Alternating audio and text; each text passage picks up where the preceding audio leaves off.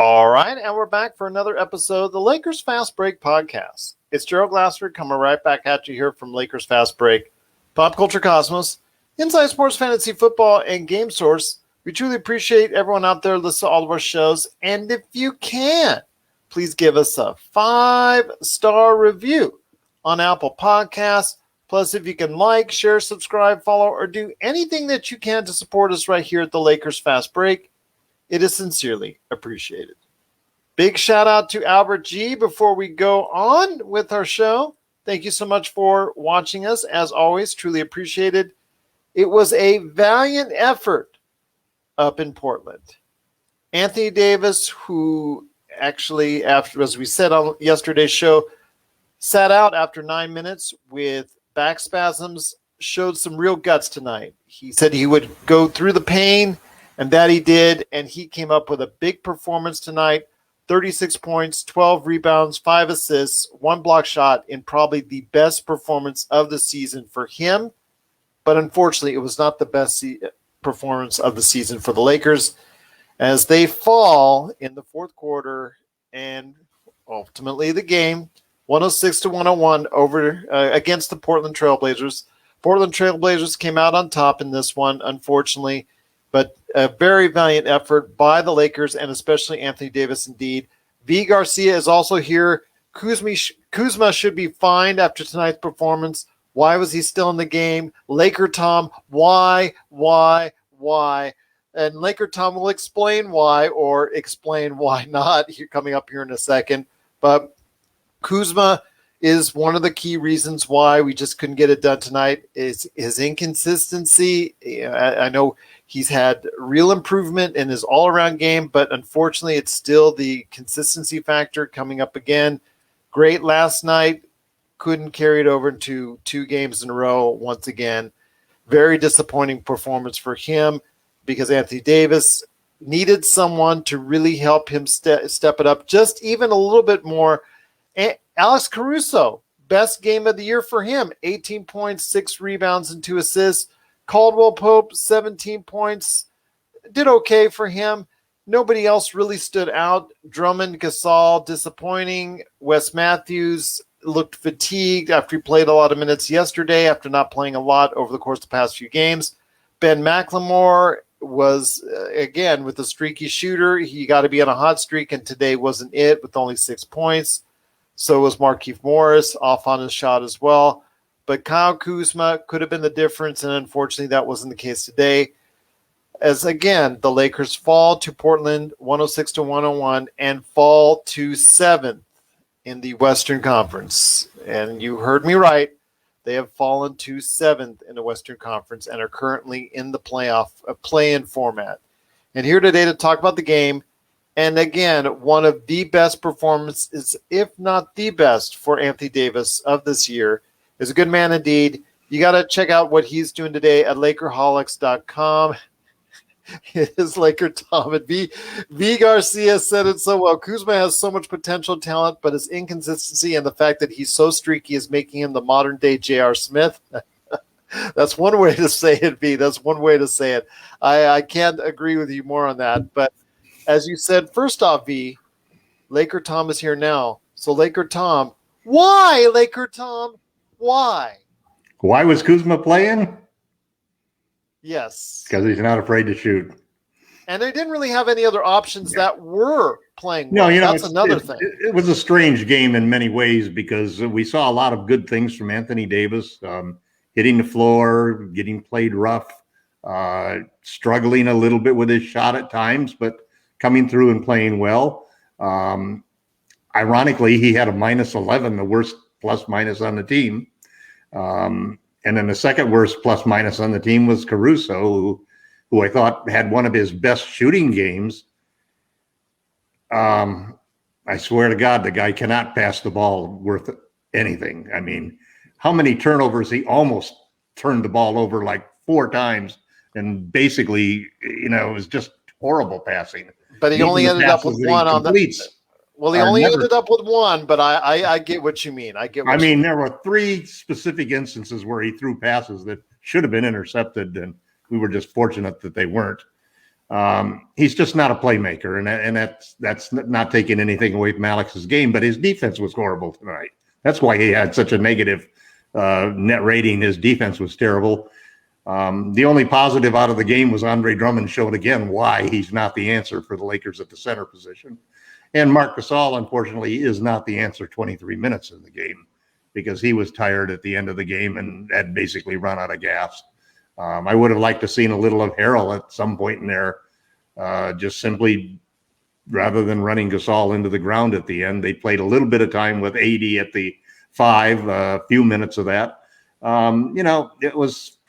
It's a tough game when you're playing Dame Lillard. This is exactly why everybody freaks out about the possibility of the Lakers ending up in the 7th spot because the play-in tournament, and you can easily see that if you play a team like any of those teams that are down there, whether it's the Warriors or even if the Blazers slipped and fell down in there and you ended up playing them in the play-in tournament, when you're playing against a superstar guard who can go off and start nailing threes from 35 feet out, that's a scary proposition when you're in a play-in tournament. And right now it looks like since they've got a 1-game lead on us in the loss column as a result of tonight's win plus the tiebreaker. Yeah.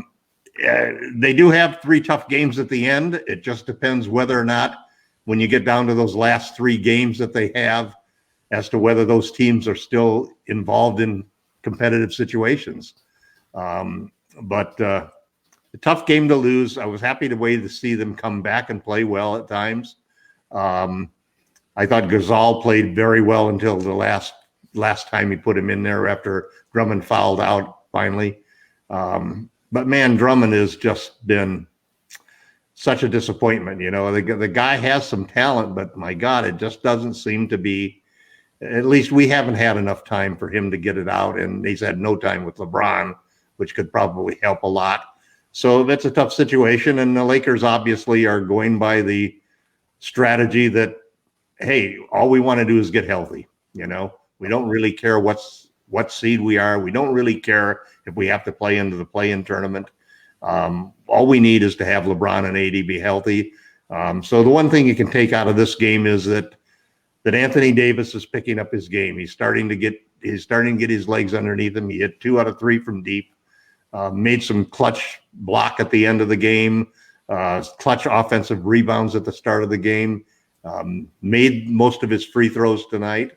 So, you got to take the few things that you can take away from the game as positives. I don't expect the Lakers to, we've got the Suns up next, which is another, tough matchup for us. And, at this point in time, we're starting to see, I think, some of the things come into focus of what kind of rotation Frank's going to have in the playoffs. I'm still hoping that they start Gasol and play Drummond in the middle against second-team players. He just, it's just his defense is so poor. When he goes out there, it's one thing you see Gasol trying to go out and cover players on the exterior and then rotating back and get down underneath the basket. And at least he's trying. Sometimes he can't get there, but he's trying hard. But Drummond, I can't tell how many layups there were made tonight. They outscored us in the paint. They made a lot of layups where Drummond basically never even got below the free throw line, even to contest the shots. And he's just not a shot blocker. So I was very disappointed in that aspect about it. And the Lakers are in the 7th seed, and that's probably where they belong right now when you consider how they've been playing. Absolutely. But again, for AD, that's a good sign for Lakers fans. Yep. Him having 2 very good performances this week, and this one was the best one of all. This was more like the AD we have been looking for all year, all season. This is something on both ends of the floor. We've been asking for this kind of Anthony Davis for all of the entire season. And we know he was off. We know he had such a short off season. We know it affected him on both a mental and physical basis. We just knew he was out of sorts for the entire season. And you know what? On a day right after he came up with the back spasms, you thought going in he said he was going to play. He said he was going to gut it out. And you know what? He gutted out and showed me something today, because everybody talks about how fragile he is. You know, he took this extension because even he knows how injury prone he is. Right. That's why he signed his extension, because he was unsure about his future. But to see him go out and perform today so well after leaving with back spasms, as we talked about on yesterday's show, and I'm not going to joke about back spasms, because as someone who has had back trouble and has back trouble to this day, I know how painful that is and how debilitating that is at times. You know what? I've got all the respect for him in the world for playing like this. He played with energy. He played with desire. And if he just had a little bit more around him that would have played the same, the Lakers would have taken this game. Yeah, I think that you got to realize, first off, we're missing LeBron James. And then you're missing Dennis Schroeder, too.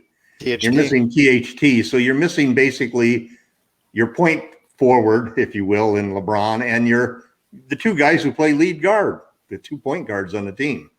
And it put Alex in a very difficult situation. And frankly, you know, I'm always really hard on Alex. But I'll give him credit. Even the poor passing and the almost turnovers and everything, that didn't deter him, or the poor defense. It didn't deter him from doing what he could to help the team win. And we wouldn't have been close without his attacking of the basket, his 3-point shooting. So it was a good game by him.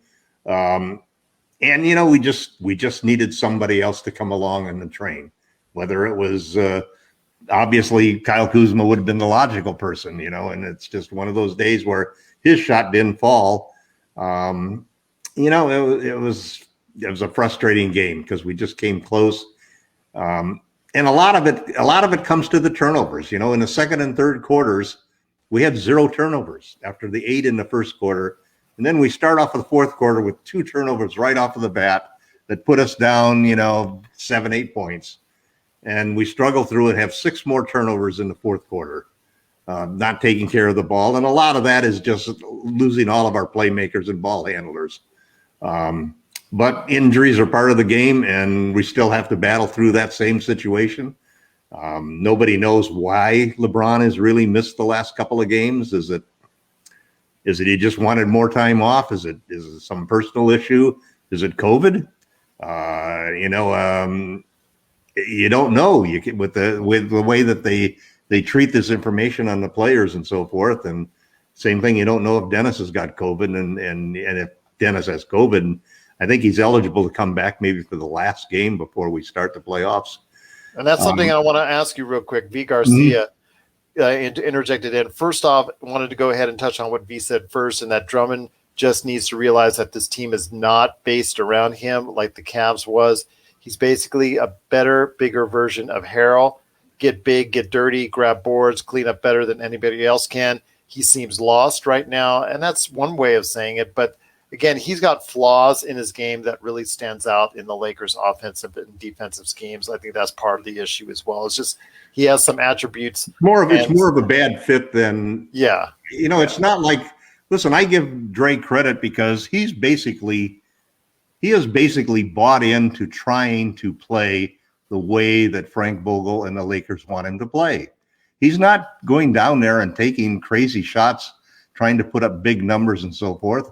And you have to respect the fact that a 27-year-old guy like him, who's averaged double digits and is probably one of the best rebounders in the modern era, he's really adapted his game. But at the same token, it comes down to a court awareness and basketball IQ, and he just is not a great fit for what the Lakers are trying to do. It's a different thing you're asking him to do than what you did last year. Last year, the Lakers were able, with Caruso, to go ahead and put him in the exact spots for him to best succeed. Unfortunately, due to injuries, COVID, the whole 9 yards, and we're going to get into V. Garcia's other questions here in a second. And and not in a position to succeed because he's doing things that he is not entirely comfortable in doing. And we're seeing. And I don't know if he can become comfortable doing them. That's the big problem. Well, no, he probably won't because he's not a rookie anymore. He's he's 26 now. He is basically the player that he is. He is what he is as a player, a gritty defender, going to be great as a guy coming off the bench, giving you a spark in limited amount of minutes. And as a spot starter, surprise every now and then, like he was in Game 6 for the Lakers in the championship, as we talked about on the show previously. But if you're asking him to do more than that, that's where the problems lie. And I think that we're seeing that in cases like today, but it's out of necessity. And unfortunately, but you're asking that of everybody on the team, and it's why. And they're not able to step it up. You know, this is not a team with. This is a team with 2 superstars and 13 role players. Yeah. And once you ask those role players, two-way players that never play, which is also a handicap that we suffer too. Tell me about it. Don't get me started on that one. But when you're asking nice to have a point guard off of the two-way players, when you're asking these role players to expand their games when there's injury or sickness, that's something they just can't do. It's apparent. We see it every game now. The only one that can do it is Kuzma. But you get that 1 out of every 3 to 5 games. And that's something that's the problem with him. And that will always plague him in his career. I'm not sure if he'll ever find the consistency, because if he did, he would be a frontline starter and a great player on any team. Not an all-star, but he would be a solid starter for 10 plus years if he ever found that consistency. And if he doesn't, because he hasn't as of yet, you're going to see games where you see those 25-point games on one night and less than 5 the next. So that's the thing you're seeing right now with him. It's not an issue of youth anymore because he's also in his mid-20s. So basically, you could be seeing what you're seeing with Kyle Kuzma as well. So these are problems that the Lakers have to see. Yeah, it is what it is. The player that they're going to be right now. Yeah, exactly. Yeah. So with Caruso, that's why he was drafted or not drafted in his case, and that's why. With Kuzma, that's why he was drafted late first round, because people saw these tendencies in him.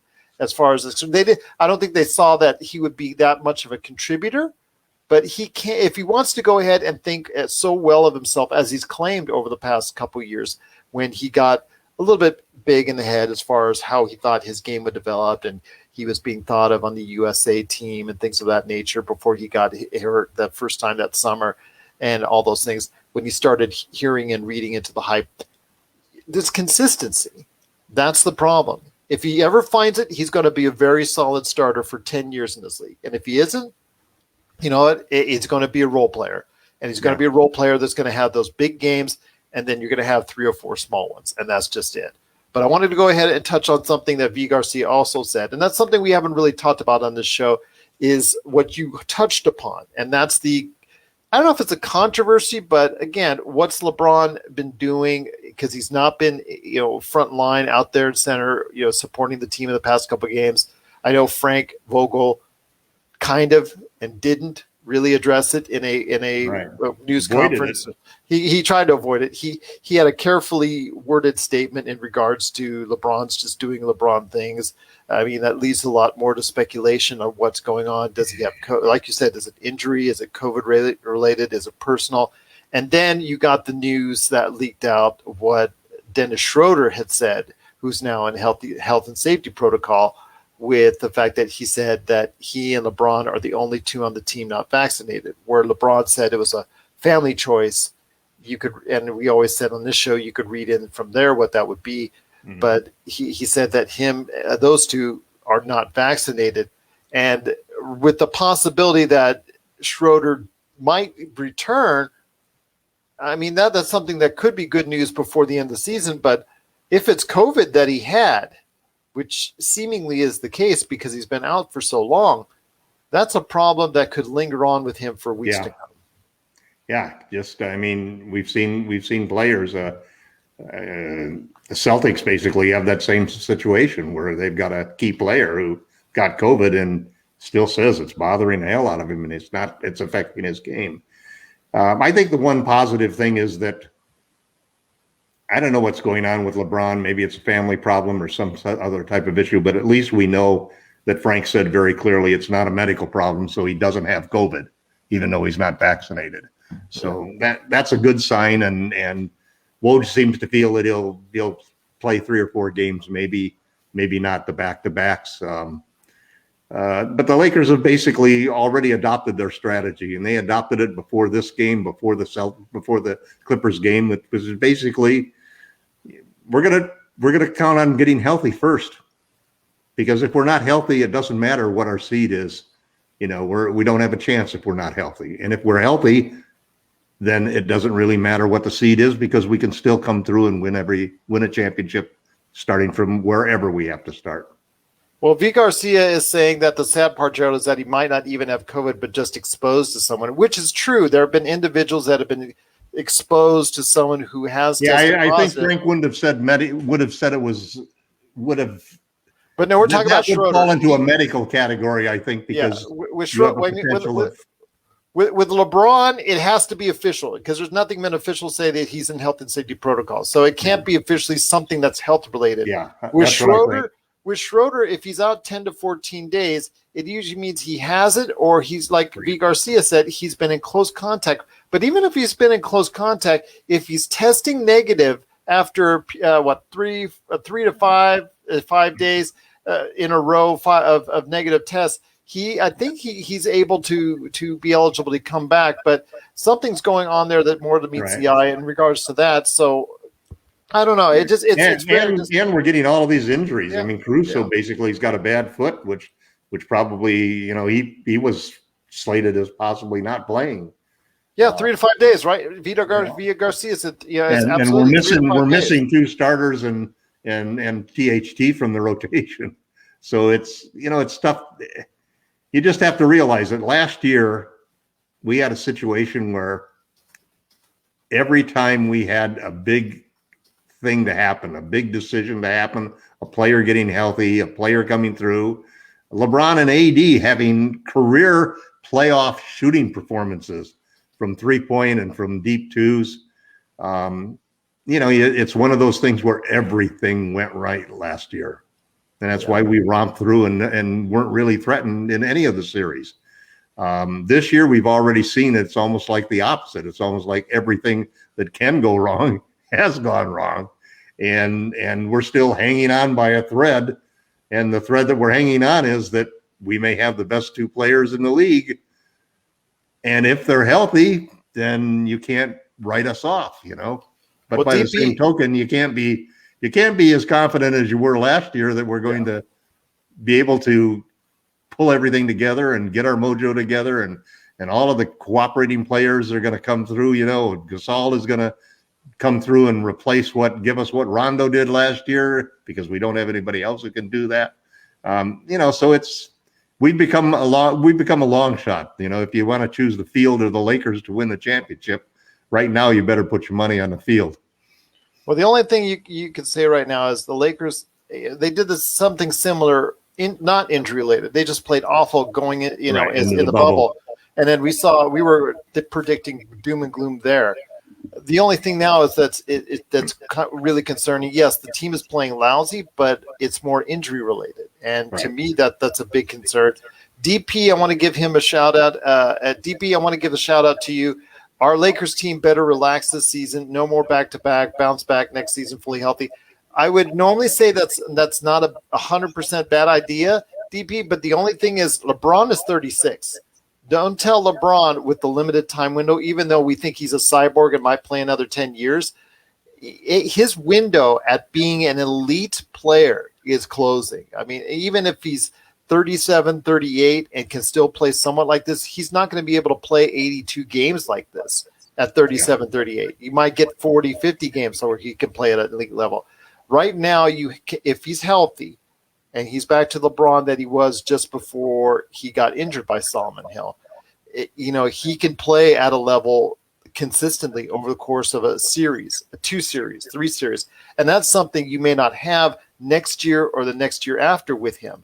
And you got to make sure, and he'll even tell you, if you have me going into the playoffs, you better be ready to play, and you better to win the championship, because we should have pulled the trigger on the trade for for Lowry or somebody high end like that. There were other prospects. Well, we have to make some moves going forward, and this summer is going to be. There's going to be some big trades by the Lakers this summer because there has to be. The thing that we like, just as we've been saying all along. I mean, it's great. It's a great cliche to come out and say, "Hey, our third superstar is our defense, or our third superstar is our role players." All of that sounds good until you come into a game like tonight, where you really only had one star on the floor. We didn't have that other person, that third player who would normally probably have to sacrifice his game in order to be on the Lakers.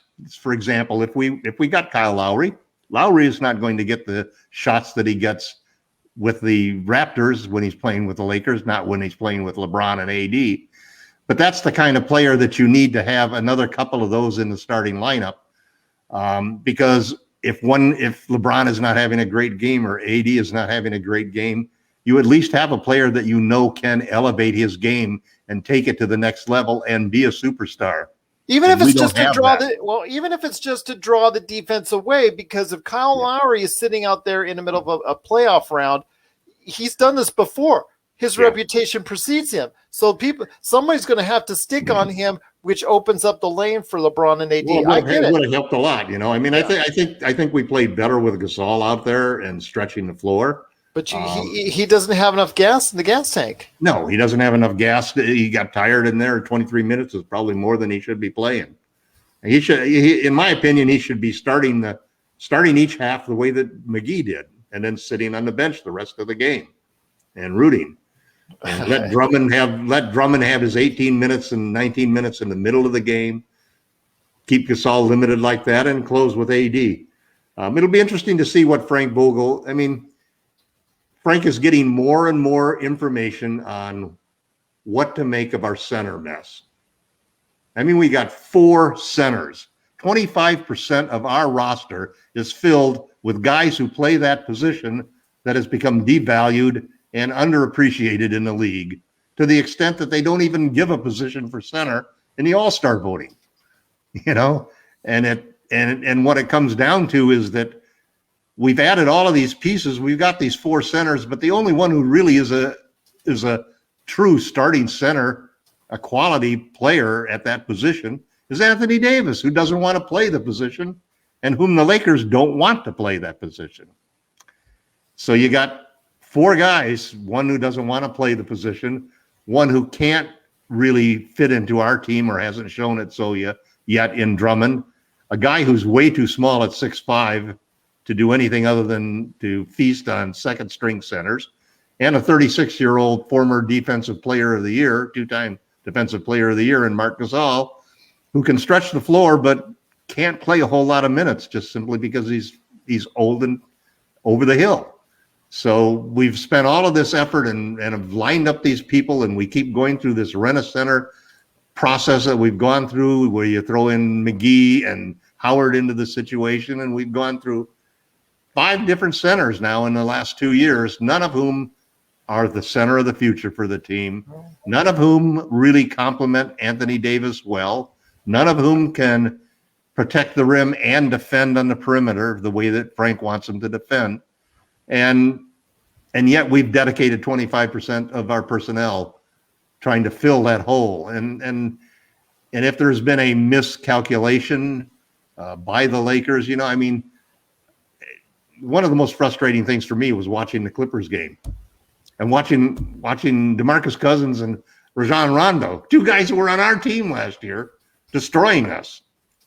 2 guys that we could have had this year and maybe should have had. They both filled a role that would probably be better than what we've got right now.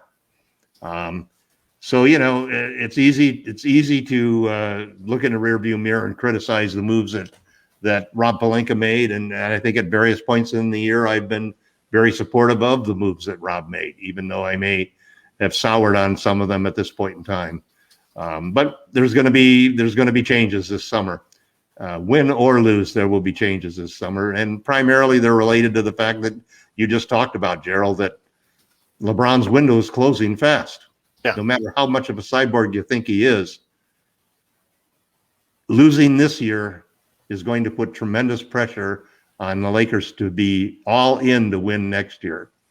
And Anthony Davis, the truth of the matter is that COVID screwed us over because of the short off season and the compressed season so that everybody could get back on the regular schedule. And that hurt the Lakers more than any other team in the league. We suffered the injuries that I think were partially related to that. And it makes it very difficult for a team, a veteran team like that, when you've got major injuries like we've had, to really come through. So I'm still going to root for the Lakers. I still think they have a shot at it, but they're sure not the favorites that they were a month ago or 2 months ago before all of these injuries.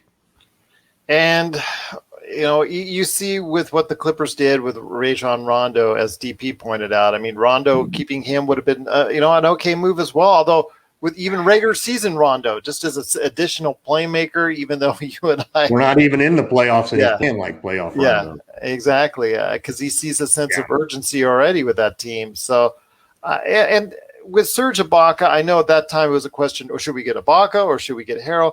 Ibaka might fit a little bit better, but wanted again, Ibaka, hold but on. He wasn't available. I was just going to say that, he's been injured. That even was going to be turned out if he was playing for the Lakers today. I would see him with the similar kind of results you're seeing with the Clippers, is that he's not there because he's injured all the time. So you're seeing those problems there. Miles Turner would have been a great addition, but again, they're not willing to make that move. I know Porzingis is a lousy defender, but to have him stretch the floor at 7'3", you never know what he can do.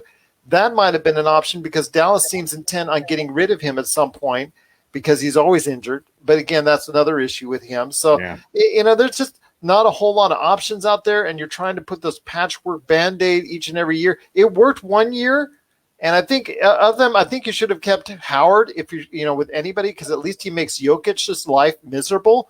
And if you're worried about that single matchup and him playing against that single player, that might be effective enough. And he can protect the rim. I was in favor of the moves I was in favor of getting a modern center who could stretch the floor. And I wish that they would. And I actually think the top priority the team should have this summer is to go after Miles Turner. It looks like the head coach, the Pacers basically are going to hire a new head coach. They may even hire a new front office as a result of the disappointing season they've had, despite the injuries and so forth. So, it's an opportunity that'll be there. Turner is actually, I think, the perfect player to play next to Anthony Davis at center, and really allow AD to play very little five. It seems like that's what the Lakers and AD want to do, but you just can't. You've got to commit that you're going to trade for a player like that. If we'd gotten, there's all of these ifs that we have, and there's nothing we can do about it now. We have to finish out the season, play with the cards that we were dealt with, and try to make the best of it. And it'll all come down to LeBron James.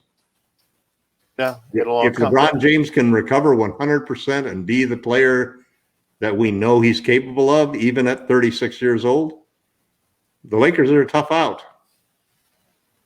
But if LeBron isn't there, and AD is probably not enough to carry this team past other than maybe a first-round win and a play-in win, then we're going to make an early exit. And we still face the very likely prospect that we might end up playing the Clippers in the first round. And I think the Clippers would love to, if the Clippers had a choice of when to play the Lakers, the sooner the better. Yep, the sooner the better indeed. Once again, the Lakers, unfortunately, had a very valiant effort with the best performance of the year by Anthony Davis, but they end up falling short, 106-101. Once again, the Lakers fall down to 7th place currently in the Western Conference, looking up at Portland, Dallas, Denver, the Clippers, Phoenix, and Utah in the standings. And it looks like they're going to keep a buffer between them and Memphis, Golden State, San Antonio, and if anybody replaces San Antonio in that 10th spot. So I think that at the lowest, by the end of the season, the Lakers will finish no lower than 7th in the Western Conference standings. It's sort of like last year, Gerald, that we've got what, 5 games left? Yeah. And those 5 games basically look like they don't really matter. It's beginning to look like that because they do not hold any of the tiebreakers between those two. Nope. And that's the problem because now not only you have to win one game to tie them, you have to go ahead and win one more game. Yeah.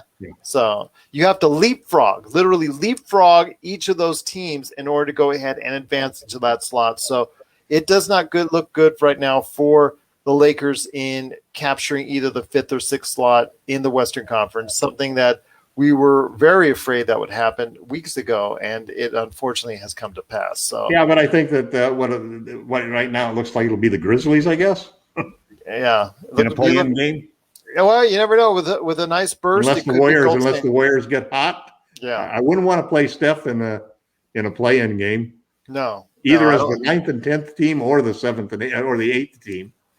But by the same token, I think that other than accepting the insult that the injuries and the poor play dropped us into this play-in tournament, and don't be so insulted that you happen to end up in the play-in tournament because basically that's where you stand. So I'm not worried that we're going to lose one of those games in the play-in tournament. I sure don't feel like there's any chance that we would lose 2 games in a row by 2 different teams in the play-in tournament if we had a healthy LeBron and AD. Right now I'm commenting to V that the only team worse right now playing than the Lakers is San Antonio. So Pops is barely squeaking by with a win tonight against the was once hot Sacramento Kings. So it looks like they're most likely going to stay in the 10th spot because we got the news earlier today in regards to Zion being out indefinitely with an injury, which David Griffin and GM is saying it's due to the refs and because they're not calling fouls or the way they're officiating. I'm going to say this. We say it all the time with LeBron, how he doesn't get every call. We said it with Shaq, how he doesn't get every call. We say it with any type of big man that Zion happens. Too, Yeah, it's unfortunate, but it's the way that I think that all these refs see these larger individuals or the guys that maybe have more strength that they say, oh, you know what? It's what a normal tap is for one guy. That's a foul. You know what? These guys are big and strong. LeBron got the calls that Dame gets for every little tiny bump. I mean, it's just ridiculous. Or same thing with AD. I've always felt that it was one of the things that the league needs to change in the refereeing is this differentiation on how you treat players on the perimeter versus players underneath.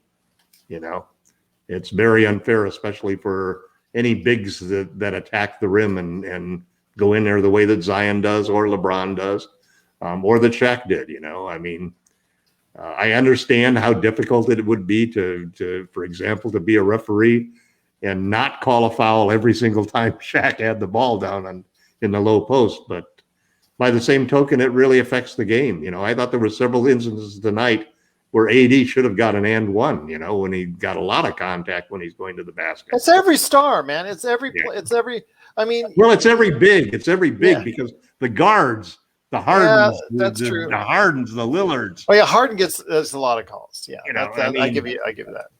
And it's basically if you're running right along with Alex Caruso and you throw your shoulder into Caruso a little bit, as long as you don't extend your arm, there's a bump. Okay, that's a foul call, and the whistle's blowing already.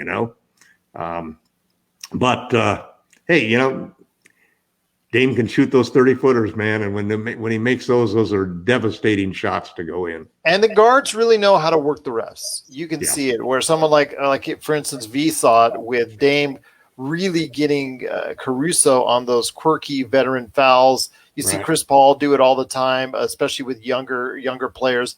Love to take him with those, he bumped me. Oh, that's a foul on him. It's the guard rules, though. Once LeBron's playing guard and there's a guard move and he's driving to the basket like a guard, he should get the same call as the guards get. Yeah, I mean, Harden is a master of that. I mean, there's a reason why those guys are shooting 10, 12, 15 free throws each and every game, Whereas with AD and LeBron, it's like, okay, 12 one day, maybe 5 the next, and then maybe 15 one day, and then 3 the next. It's always it's something that it's like it's one of the things that really frustrates me about Drummond, because he's got such athletic ability and size that if we had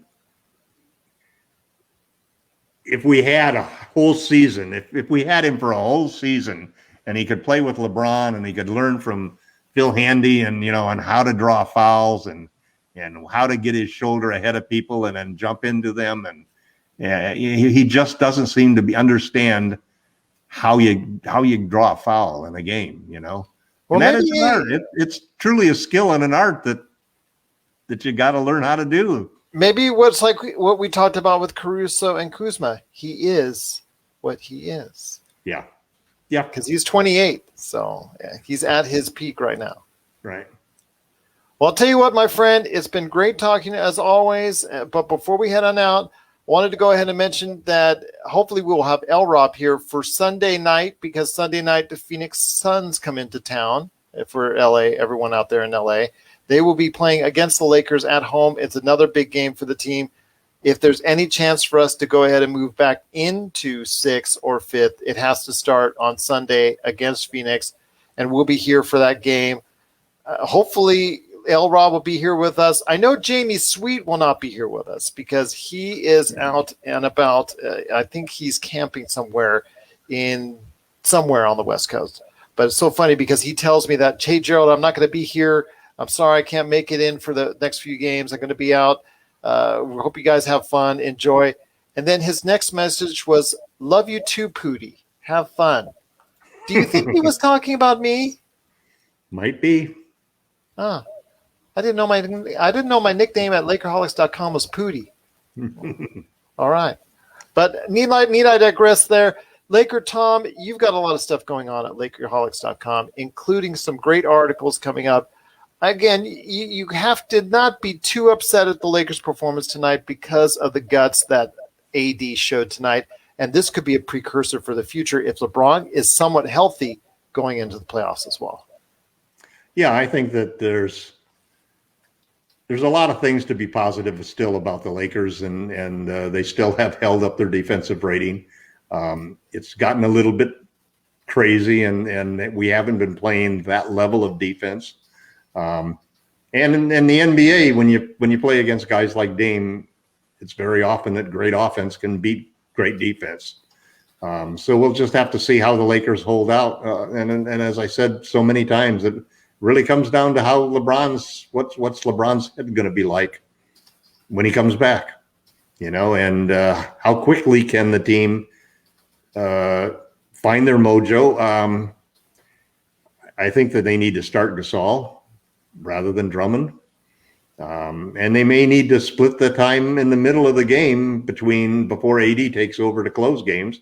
They maybe should split that time between Drummond and Harrell, or play them whichever one matches up best against whoever is the second string center for the teams we play. More and more evidence is coming out that Marc Gasol is the better option, despite his age and his inability to protect the rim, his inability to jump. I don't even remember if he's gotten a dunk all year long. But it's becoming clear. It's just like you see Wes Matthews all of a sudden back into the lineup and getting some help there. And some of the times, we're not going to see, I don't think in the playoffs, you're not going to see lineups with Drummond and McLemore both in the lineup at the same time. That just opens up holes in your defense that are too much to cover by having both of those guys out there at the same time. And so you're going to see, I think we're going to see, assuming that everybody's healthy, I think you're going to see AD play a lot more 5 when we get into the playoffs. I think you're going to see Gasol start. And I think you may see whoever is playing best or whoever matches up best between Drummond and Harrell being the backup center. That's the only route that we can go. We need to replicate what we did last year in the playoffs and play with the type of play. Morris, I thought, had some, finally made some shots. So, hopefully Morris is starting to look a little more aggressive. They had a small man on him most of the game, and he basically took advantage of that on the boards and so forth. So it's just the same old thing. We're now at the same point as we were after 3 games in the bubble last year with 5 games remaining, and none of the games are going to matter. The Lakers knew they were going to go in as the top seed. This time we know we're going to go in as the 7th seed. So it's all about just getting healthy and getting LeBron and AD having their legs underneath them, and Frank narrowing that rotation down to the guys who can play defense, because defense is the only way we're going to win it this year. We're going to have to shoot lights out and play great defense. That's what we're going to have to do indeed.